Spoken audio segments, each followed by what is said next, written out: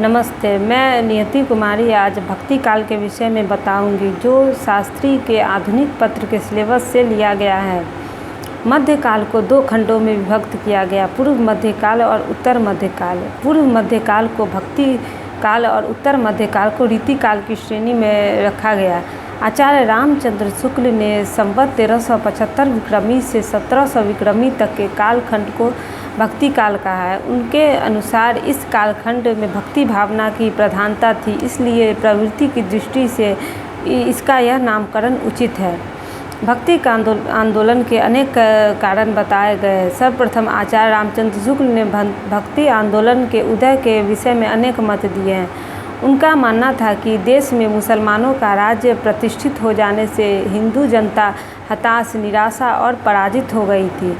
पराजित मनोवृत्ति में ईश्वर की भक्ति की ओर उन्मुख होना स्वाभाविक था।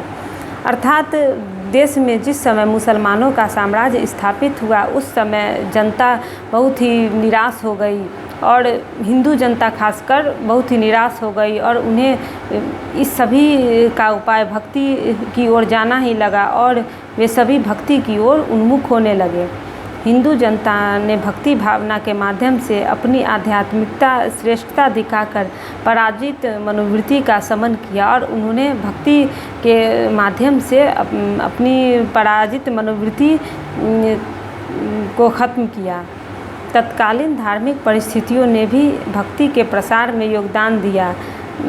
अर्थात उस समय जो धार्मिक परिस्थिति थी, उसने भी भक्ति आंदोलन के विषय में बहुत बड़ा योगदान दिया। नाथ सिद्ध योगी अपनी रहस्यदर्शी शुष्क वाणी में जनता को उपदेश दे रहे थे। भक्ति, प्रेम और हृदय के प्रकृत भावों से उनका कोई सामंजस्य न था। भक्ति भावना से ओतप्रोत साहित्य ने इस अभाव की पूर्ति की। भक्ति का मूल स्रोत दक्षिण भारत में था। 7वीं सदी में अलवार भक्तों ने जो भक्ति भावना प्रारंभ की, उसे उत्तर भारत में फैलने के लिए अनुकूल परिस्थितियां प्राप्त हुई। मतलब वैष्णवों को आलवार कहा गया है। वैष्णव महिला संतों को आलवार की श्रेणी में रखा गया है।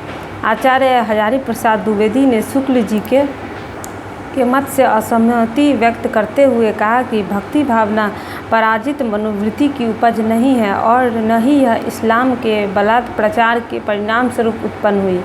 उनका तर्क यह भी है कि हिंदू सदा से आशावादी जाति रही है तथा किसी भी भक्त कवि के काव्य में निराशा का पुट नहीं है।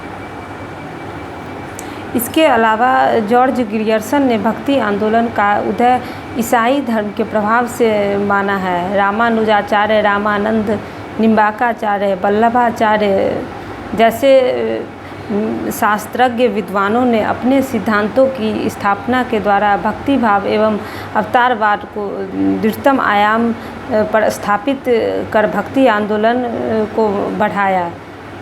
निष्कर्ष रूप में कहा जा सकता है कि हिंदी साहित्य में भक्ति आंदोलन का प्रारंभ दक्षिण भारत में आलवार भक्तों की परंपरा से हुआ।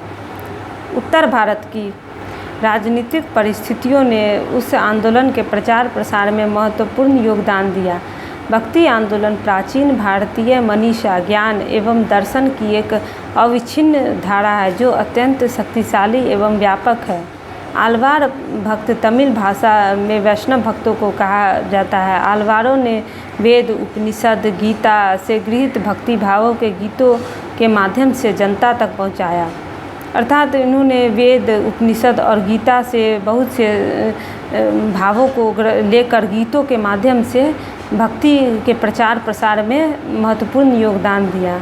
आलवारों की संख्या 12 मानी गई है। इनके लिखे 4000 पदों का संकलन दिव्य प्रबंधन नाम से किया गया है। इस